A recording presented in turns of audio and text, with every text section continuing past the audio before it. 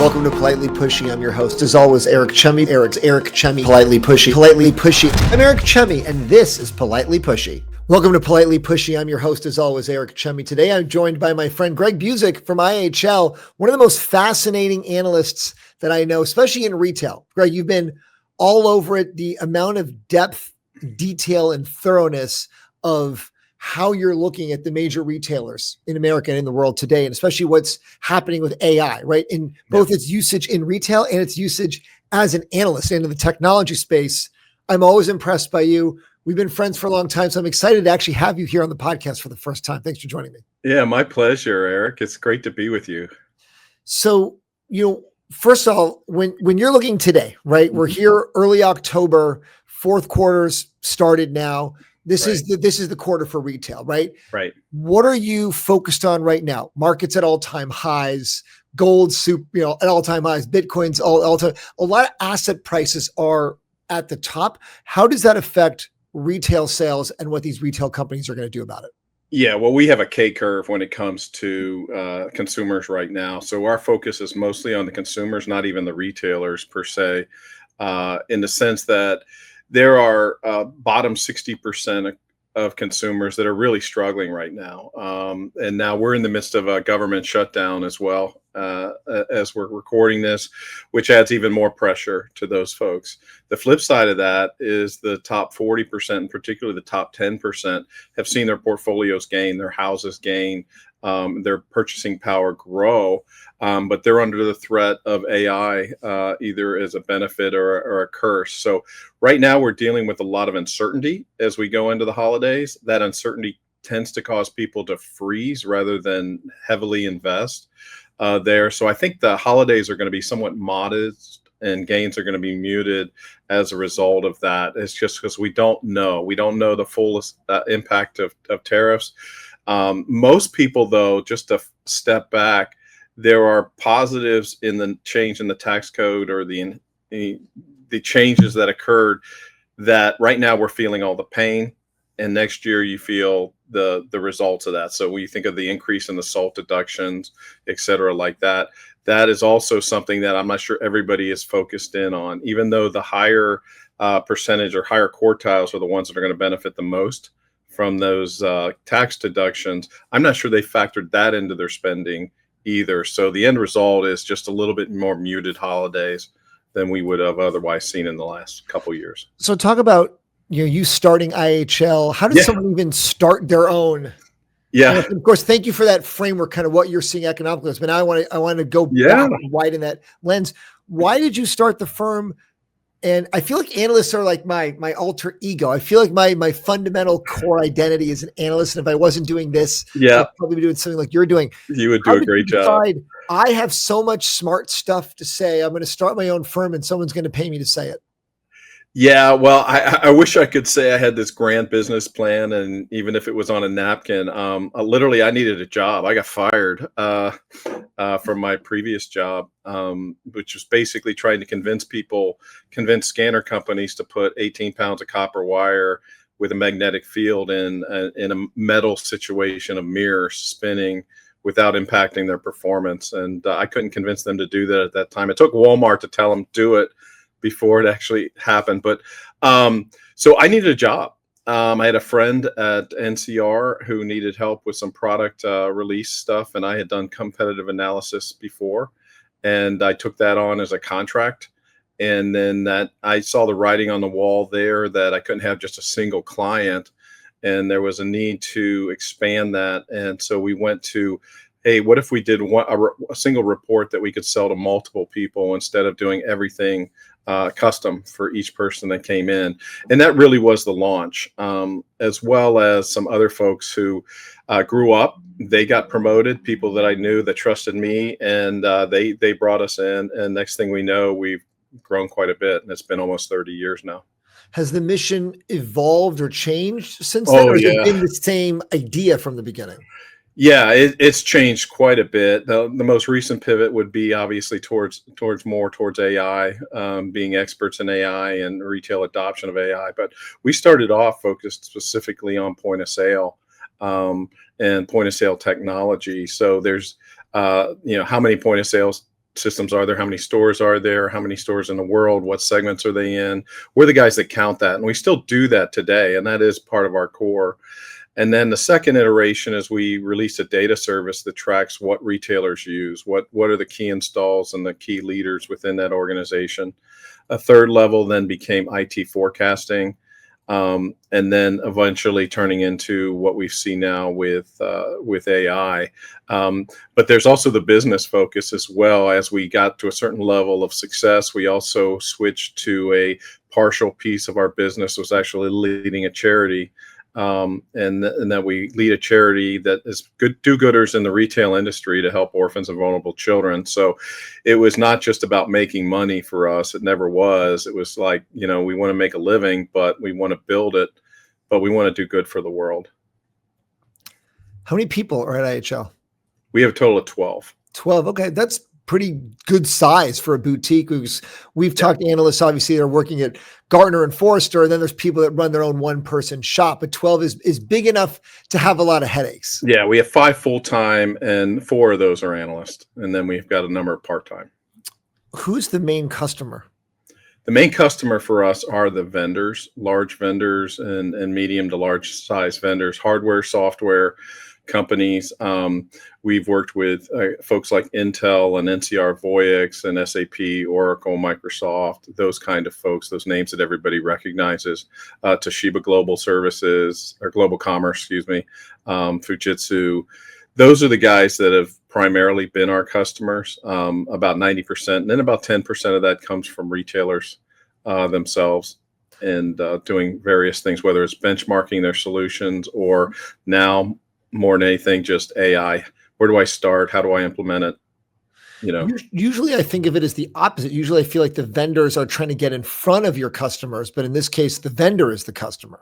Correct. That's how we pay our bills. As a small boutique, it's hard to get retailers to spend on analyst services. They buy Gartner, maybe Forrester, but their budgets are eaten up by that, and it's hard to break into that piece of it. We just happen to be in a very strong niche that happens to be about 20% of the global GDP, and as a result of that, we have a strength that's a depth that most others don't, even those large guys. How does it work from an analyst relations point of view? Right, we have a lot of firms that say, I want to get in front of the analysts, that they're going to write about me, so their customers of research will see it and bring us on. How do you fit into that ecosystem? Yeah, it depends on what their niche is specifically. I mean, you think most of your cross-platform vendors, they think of retail or restaurants. They don't get down to the 300 technologies that are actually make that work. We do. And so where others get into the forest level analysis, we get down to the bark level in some cases. We count how many point of sale systems were shipped this quarter, and what processors were in those. That level of knowledge and depth gives us a level of credibility that we're not just a drive-by in terms of the solutions that we're going to offer them and the insight that we're going to offer them. The other thing that is impressive about our research, the research side of that analyst relationship, is that we don't stop at just the high-level data. We just don't say, for instance, if it's an RFID vendor and the story is about RFID, having a data point that says 10% are using RFID today and another 17% plan to use it next year, so what? But if I came to you and I said, the fastest growing retailers are 160 times more likely to be using RFID technology, those vendors love that because that is huge in their world. So a lot of our relationships and analyst relationships are not just about them selling us on their products, but also promoting them. And in most recently, we have released a number of research products that are just, here is the market, here is the ecosystem of players, and it's not a pay to play. You don't have to be an IHL customer to be in the report. And so they like that independence piece of it, and just here's really what's happening in the market, not just who has the money to pay the analyst firm. How do you feel about that? Because I talked to so many analysts and they say, yeah, the big guys are all pay to play. I don't know what this is. It's a game. Everyone, the big customers pay, then they get mentioned. And it's just an Yeah, ecosystem. it's a good There. business if you can, Yeah. if you can do it that way. But it's a little dishonest because the little guys never really get a shot. And that's the downside of that approach. We've always taken a separate approach that our responsibility is what the market is. Now we have data and we make customized data to a sponsor if it's a sponsored piece, but you don't have to be a sponsor for us to present data out there and to have that data out there. So when you've got companies pitching you to hey, Mhm. mention me, get me in the report. I have something important to say. Well, how do you want to deal with them? How do you want to deal with them? How do you not want to deal with them? What is over the line in terms of now you're bugging me or you're not big enough or you don't matter enough? Stop reaching out. I'm not going to mention you. No, we actually work with pretty much everybody as long as they're willing to give us their information. Now we're going to run it through an objective process for things. We will sell reprints of the final results. And obviously, the better you come out in that is the more likely you're going to purchase that reprint opportunity. But that really doesn't impact what we cover or how we cover it. I've got, one of my guys that does a lot of that work. He worked on the space shuttle, on the engines, of the space shuttle. His stuff is very logical and very objective, and it just spits it out. And here it is. Here are the results for this. And there's very little wiggle room. If there's wiggle room at all, you got to move dots, so they're not overlapping each other. So you're comparing one to another just to move a dot for a visibility thing, but not the core piece of it.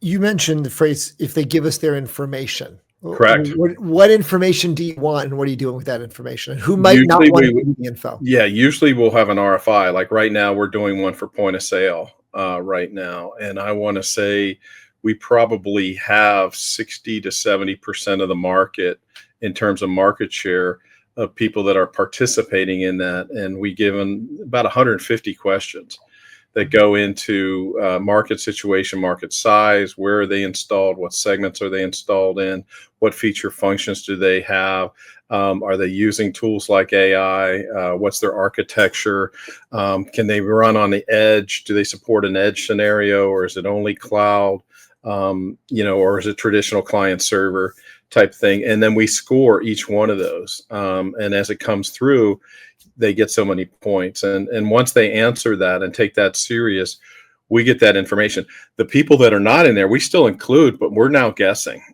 at what their features are for things. And generally those folks tend to get lower, not because they didn't get the information. We just don't know. We just don't know to answer it type of thing. So, I mean, we're quite confident that, 60 to 70% of the market that we cover, we've had a good representation of the market. But we choose presidents for literally 1,000 registered voters. We choose presidents. So I think 60 to 70%, we're on pretty solid ground there. Yeah, that's true. Yeah, that's true. Your pivot to AI. Yeah. Has that just been in the last 3 years since Yes, it has. came out?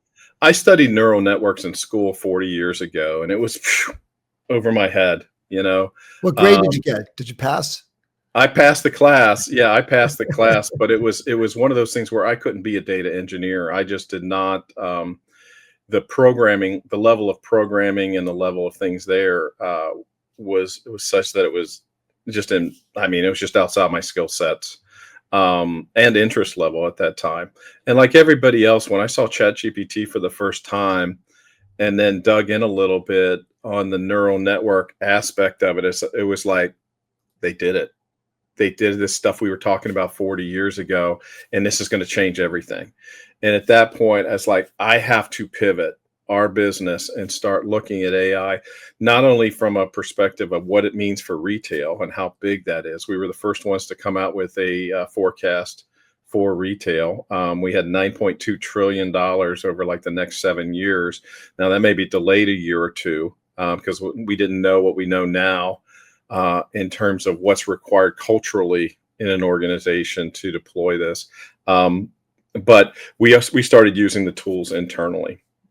And I think that's the fascinating thing here. What we've learned since, as of today, for most large organizations, this is like taking a battleship, deconstructing it to make an aircraft carrier while you're on the water in a battle.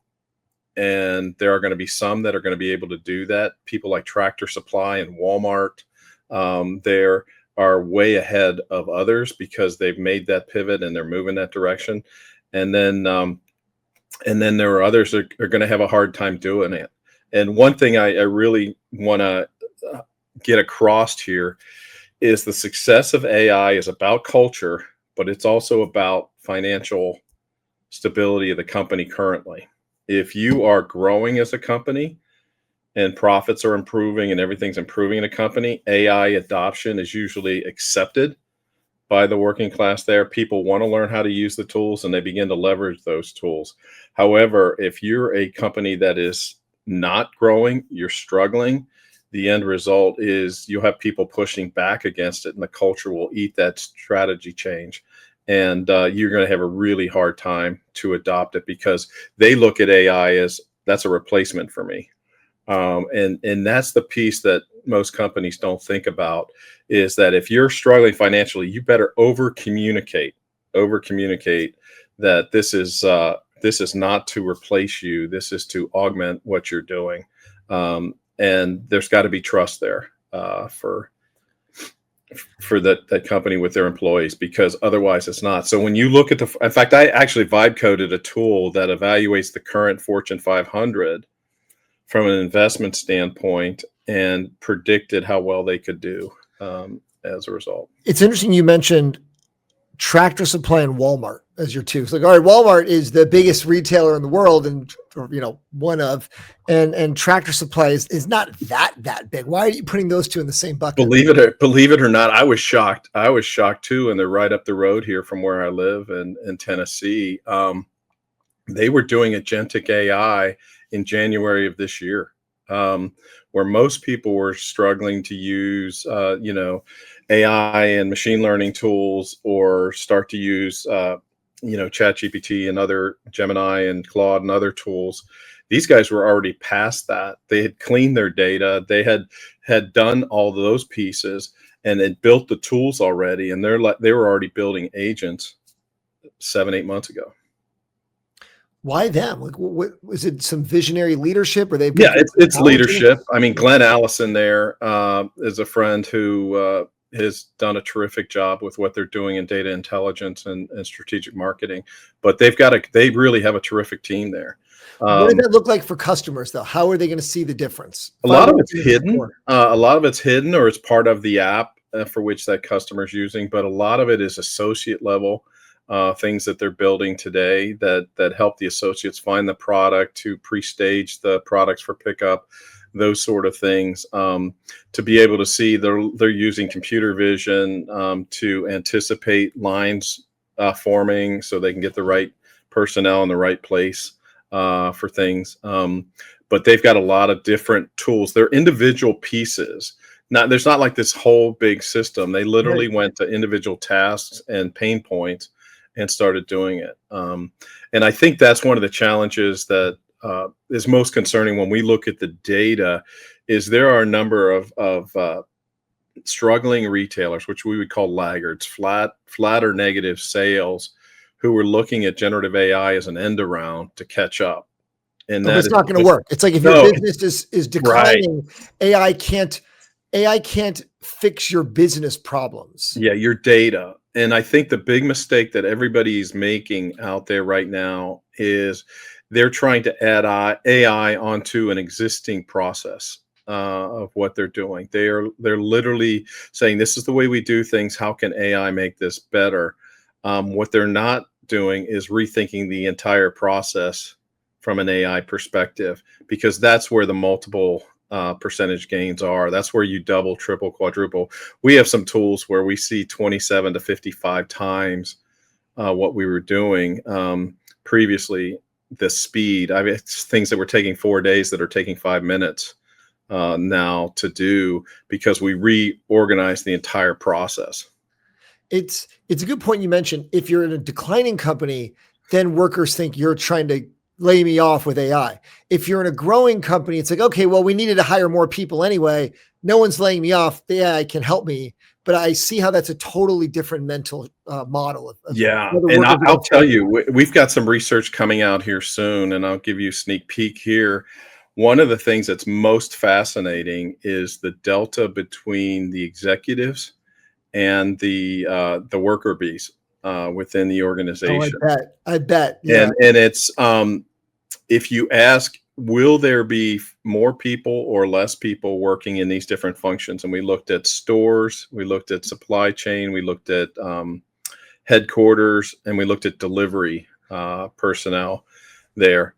In every single case, it was upwards of 80 to 85% of the executives said there will be fewer people there.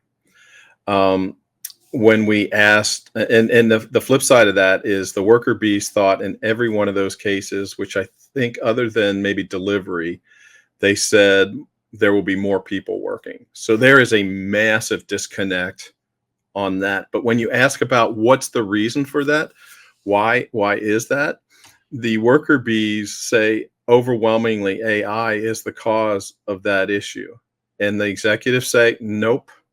We've been dealing with trouble getting people for years, and we've just optimized our processes to require fewer people in the store. So who's right? Who's right? Huh? Who's right? Well, I think the executives are right, because we've got some advancements that we're seeing in AI robotics for inventory. Think of the number of people in the stores that are going around just checking inventory and trying to make sure the inventory is correct and filling in shelves, et cetera. Well, if you have a robot that's doing that now, you don't need all those people. Those right. people just get into the stocking side of things, which means you can do more with less. And that's been the challenge for retailers for the last 5 years or so, is they've not been able to get enough people to work in a retail environment. And that extends to restaurants. I think it's on average, the average kitchen has 4 fewer people working in it than it did prior to COVID. And you've got to figure out automation. Now, that automation may be AI related, but it may be process related, how we do things. It could be improvements in, like Sam's is doing, we're removing self-checkouts and et cetera. And we're moving checkout stations because we're just going to let you scan and go on your phone. So consumers love it. Every time I pick something up, just scan it and be done. You scan it and go. It's glorious. If you haven't done it, it's glorious. I went in and out of Sam's in 3 minutes at Christmas. Because I could literally just go in, pick what I wanted, scanned it, walked right through a tunnel that looked at my items and said, you're good to go. What if you don't have a phone? Like, in the sense that you don't bring it with you, or maybe I'm trying to not be addicted to my phone and I want to leave it at home. And now I'm like, oh my God, I can't even buy anything. Well, you can buy something. You're just going to stand in more lines. That's how they get you. Yeah. I just read an article today about Gen Z. It was in the Wall Street Journal, and it was about how they're trying to, there's a movement of, let's get regular cameras. Let's go buy CDs. Let's use flip phones. Let's be off of smartphone. Yeah. So we're not doing everything on our phone. And I want to be like them, but then you get caught in these things, right? Where it's like, you go to Whole Foods. Hey, we'll scan your Amazon app for the QR code to get the discount. Like, well, I can't do that with a dumb phone. Right. There's a big, my mother, she lives in Cincinnati, and Kroger, and she feels that Kroger discriminates against old people because they weren't printing out the coupons anymore. They finally relented and just started bringing back print coupons, because you needed to be able to know how to use the app to be able to get the coupon. And so their decision was, we're just going to stop shopping at Kroger as a result, because we can't figure out the thing. We'll go to Aldi. And that forced Kroger to bring back paper coupons. Yeah, because a lot of these apps, same thing at CVS, trying to pick up my kid's prescription. Oh, you can use the app, and blah. Like, I'm not using an app for CVS. Forget it. Like, I'm just gonna. I don't want to. Just think how much paper you can save. The receipt's 6 foot long for one item. So bad. Like, I didn't even ask for the coupons. I don't want the coupons. I just want to pull up in the drive-through prescription pill. Just pull up. I'm going to give you a name and a birth date, and you just give me the medicine. I don't want to use an app with a code, and I don't want any of this stuff. Yeah, exactly. It's almost like you want the Little Caesars. What is the Little Caesars pizza pickup thing? You give me a QR code, let me do that, and you spit it out. Yeah. Then you mentioned Walmart too, as being able to kind of rebuild the battleship while they're on the water. Right. Yeah. Walmart hired more data centers than Google for about 3 to 5 years. And the end result has been somewhat remarkable in the tools that they've been able to do. And in fact, Doug McMillan came out last week mentioning that literally every job will be impacted by AI, particularly in a Walmart environment. One of the tools that's having the greatest impact, I call it Ask Sam. I'm not sure what the exact name is, but every associate has access in their native language to the behaviors and the processes for Walmart. So how do I change the printer paper? What is our return process for such and such? Where can I find this piece of information? Where's our inventory for this? They can now ask in their native language rather than having English as their primary language, and that works all over the world. So they have 500,000 associates doing that. But uh, just to give you just the opportunity, the sheer volume of opportunity. When we put together our original forecast of $9.2 trillion, we were going from top down worldwide looking at things. Now, Kathy Wood, I think for the same area, she benchmarked almost $14 trillion. I just couldn't get myself going to that high of an impact on retail there. So 9.2 worked until we started doing the bottoms up. And when you realize that over 75% of the trucks on the road today are less than 25% full at Oh, any one really? time. They're that So, empty. yes, there are tremendous inefficiencies across the board when it comes to cost of goods that is in the transportation layer that can be optimized with AI. It's too complex for humans to do, but with AI, it's a pretty easy process. What we looked at was Walmart's margins at the time were 24.2%. If we using AI, if Walmart's margins increased to 25.8% across the board, our 9.2 trillion was too low of an impact worldwide. That is the kind of scalability that you have when you have 2, 3, 4,000 stores where a little improvement just scaled to that level is seismic. And that's why things. But Walmart is really one of those companies that you prioritize. Where do we have clean data? Let's focus on getting the data enablers, as we call it, which is our core pieces of data that will most be impacted and see the most impact from AI if we clean it.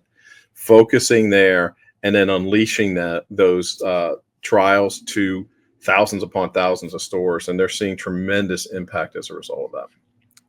You mentioned trucking. Are we going to see AI fundamentally change trucking? So it's driverless trucks. They're all at 100%. That's where What most of the happens there? focus is on driverless trucks, and yes, that's going to happen. We have a tremendous shortage of truck drivers. That needs to happen because of the shortage. But it's more about load factor, and it's miles driven, and it might be electrical trucks versus diesel trucks. There are going to be a lot of innovations there, but I think the single biggest area is going to be load factor. One of the things, What does that mean, load factor, for people who meaning, aren't as I experts? mentioned, those 75% of the trucks that are less than 25% full, that backhaul route going back, filling more of those up. Okay. So that's one of the things that's rather fascinating. So if you imagine how many empty cargo containers go back to China or go back east, what if those were full? I mean, that's the easiest way to visualize it. But I'm not only dropping stuff off at this store, I'm picking stuff up, or maybe I'm just going to a store across the parking lot and picking something up from another. It might be a competitor, but that pallet is now going somewhere else. That's just not really done well today. But you think AI can solve it or make it much Yeah. better? Yeah, third-party logistics providers, people within like specific companies. Well, the size of a Walmart, it's their stuff. You see it happening to a lesser degree on the last mile delivery, where people are delivering different packages. So Walmart's actually delivering Amazon packages and other things in some cases because of the last mile.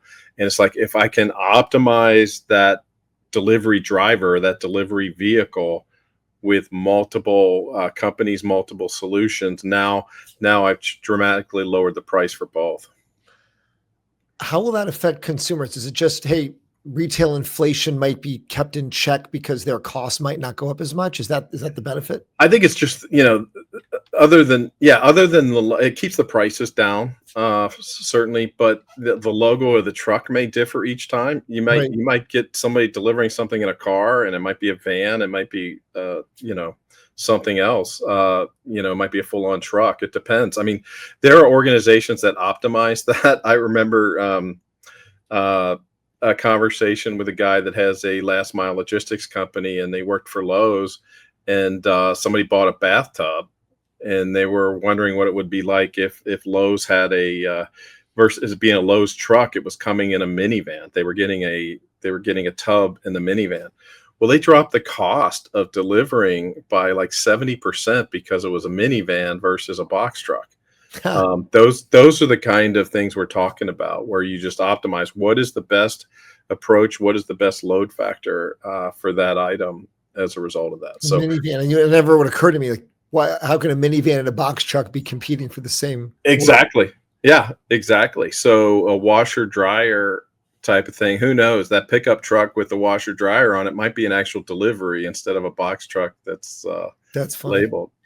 What does it impact for you? Looking at all these impacts, how does it affect what you might recommend to someone? I know it's not your business, what retail stocks you might want to buy, right? When we're at all-time highs here, it's hard to put money in at these valuations, but I'm sure there are some stocks that you'd say, I'd still buy them here, but plenty of others that you'd say I wouldn't. Right.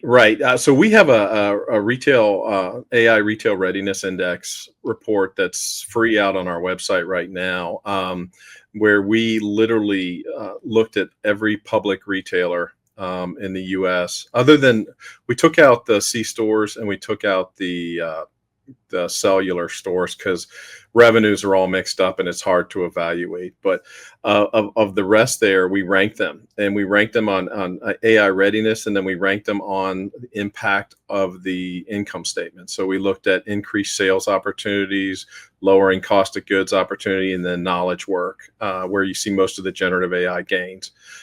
Generally, that where everybody gets excited is like, oh, ChatGPT at Walmart is going to be huge. Well, it's only 29% of the P&L. So it can have a big impact, but it's a small piece of it. If you impact sales by increasing sales, now you're hitting the full 100%. So this rank orders those folks. So the obvious ones are the Amazons and the Walmarts at the top level. They are far and away ahead of others in terms of readiness. The one that's most intriguing to me from a stock standpoint is Starbucks. That's down right now. Oh, really? Because Brian Nickel, we rated Chipotle the highest on AI readiness in restaurants. And Brian went to Starbucks, which was the company who had the most to benefit from AI use there. Can one person make that much of a difference? Because I feel like in a position like that, from a leadership position, yes. Because he's come in and you'll see some of these changes that they're making at the store. You think, well, you and I could have come up with those ideas too. There's a lot of smart people working there. Why couldn't anyone have come up with this idea? Yeah, which really tells you how inefficient some of that process was previously. But most of AI is done in the back end. It's the preparation. It's like, when you equate it to a football game, you only see what happens on Saturday. You don't see all the preparedness that goes into it. It's the data. It's the underlying fundamental data where these guys, there's a group of retailers that in 2018, when Amazon broke out for the first time their retail revenues and showed profitability after 20 years of being unprofitable, a light switch turned on a lot of retailers and said, up to that time, IT spend growth was equivalent to revenue growth. They were tightly coupled. Right. These guys decoupled that, and these guys said, we are in a technology race here. And so it's kind of what you see in the news right now between us and China, from an AI perspective. And they started looking at what do we need to spend in IT if we need to transform ourselves to compete with a profitable Amazon. And so they started cleaning things and starting the race. And so now I like to equate it to where people in retail, there are retailers like Tractor Supply and Walmart and Target and Kroger and some others, and and Chipotle and others. If the goal is to get to LaGuardia Airport from downtown New York, okay, so say Times Square, these guys are already through the tunnel. They're through the toll booth. They're on the expressway because they started that hard work in 2018, 2019. The rest of people are stuck on 42nd and between 8th and 9th on bumper to bumper traffic. It's crowded. Going, yeah, yeah. And they're just like, they get going and realize data can't support this. Boom. You know, and that's why it's fascinating. And right now, the news, I think the thing we've got to factor in is there's two sets of news. There's the news that hypes because it's stock related, and there's the fear-based news that's putting out negative stories and flipping negative stories about AI because they're afraid of the impact on them personally. There was a study that was quoted by everybody about MIT study that came out and said, but the headline came out in Fortune magazine that said, I think it was Fortune or Forbes, came out and said 95% of AI projects fail. Yeah, we were just okay, talking that's about not what the study. Yeah. If you go back to the underlying, it's not the study that MIT did. They studied 52 companies, and they had a 6-month period to evaluate it, and success was $1 million plus return on investment in 6 months. There are very few projects in retail that get $1 million plus. Yeah, in that time, and this was cross industry, but it wasn't so much that they saw literally it was 25% had reached that ROI in 6 months. And this was using a general purpose thing like ChatGPT for pricing per se, okay, or a project is something they were doing. That's not, you don't get those kind of results in that kind of environment that you can scale very often. You've got to have some AI machine learning stuff where you've got to get the answers exactly right where you get that scaling. And that is really hard to do in 6 months, but it got picked up by everybody. Yeah. And they're poo-pooing it today and, out there, and everybody says, oh, this is evidence of the bubble. And there's just more evidence of a bubble. And yet you talk to every one of these guys and they said, we've got more functions. We're just limited by compute. We just don't have enough chips. We don't have enough data there. So, yeah, I'm really, really bullish because I've seen it. I've seen the impact on our own. Talk about, real quick, because I want to move to a different category, but talk about, you said Starbucks had the most to gain from AI while Chipotle was the most AI ready. So what does that mean? What do those differences mean? And what does Brian Nichols' switch from Chipotle to Starbucks going to mean about that going forward? Yeah, I think it's, with Starbucks, more than anything else, it's focusing on their loyalty plan, upsell opportunities, and speed of service. If you ask, everybody's, they're concerned about the cost. Yeah, they complain about the cost of the cup of coffee, but more than anything else, when I show up, I just want it to be ready so I can get it and get out. I don't want to stand in that huge line there. And the ability to speed up that production process, to simplify the menu that they're doing, to automate more of that process there, to have an advance and almost pre-ready, make sure you know who your people are that are coming every day. It's not that you pre-make the drink, but you're prepared for that crush of volume that is coming because you have the data and the analytics behind that Eric's going to show up at this time to get his coffee a certain way, and making sure you're staffed properly. But if you can automate that what does the barista actually add to the coffee experience? It's a relationship thing. They may be able to make the design on top a little bit better, but brewing the coffee, mixing the ingredients, all of that stuff can be completely automated, and you can do that. I mean, you look at McDonald's, for instance, as an example. When McDonald's went to the automated drink machines there, it didn't change the quality of the drink. It didn't change anything. It just made everything much, much faster. And so he can bring that kind of thing. That's the most visible, but it's the back end back end things that are in place. And that's not to say that Starbucks was wrong. One of the studies we did that was fascinating is we were looking at cash management, and Starbucks has a local bank account for every one of their stores. They don't use the large banks. That's weird. The reason why is the cash transit piece of it. When you're working with a local bank, everything's included. You don't pay any extra. You need change, no problem. We give it to you, etc. But the large banks, if you do like Bank of America or those guys, you need change. That's going to cost you. Oh, I see. You want to have an armored truck come to pick it up. We're going to charge you for that. So it's saving them like thousands of dollars per store because they are doing the local account.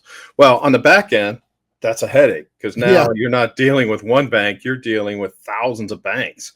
And so automating that piece of it and doing a better job of making those connections, making sure those are secure, dealing with that on the back end for them is an opportunity for them on the back end. So how do you figure out when you're ranking? How do you figure out, oh, they have these opportunities to improve? How do you quantify people standing in line? How do you quantify the impact of all these banks? Well, believe it or not, it was that shift that we talked about in the beginning, the different phases of the business. Years ago, when we started creating our Sophia data service, we started tracking what companies used. And so we built an algorithm based on, it was publicly available data in most cases. What do they use? So we had things like data maturity in there, business analytics maturity, size of the company. One of the things when it gets to scaling of these guys is you can't get away from size.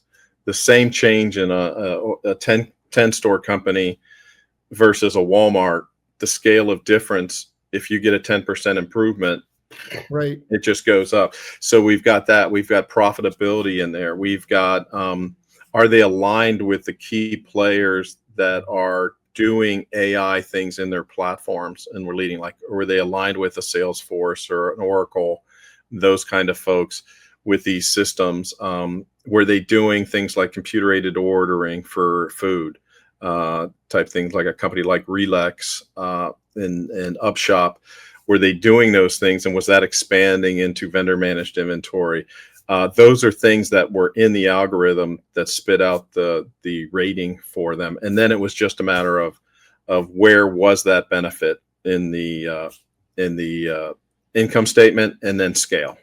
And that's how it all came about. I see. And then, so, you talked about how much AI has changed your job as an analyst. And I know we've talked about that offline in terms of what it can do with analysis and writing and editing and, charts and, deep data, like what's going to happen to analysts going forward if AI can do so much? We hear about a lot of junior people coming out of college. They can't get a software job. They can't get an analyst job. Like, I don't need to hire you. I have this for very few dollars in AI. And that is the big crisis right now. We are doing with new hires what we did to manufacturing 25 years ago. And that we're paying the price for now and trying to bring everything back. And that's the genesis of all these tariffs. We are gutting that early experience. You see it on not only in New York with the investment banks happening there, but you're seeing it in all facets, because what AI does off the shelf is book smarts. And so I think what AI is going to do for analysts is it's going to democratize basic analysis.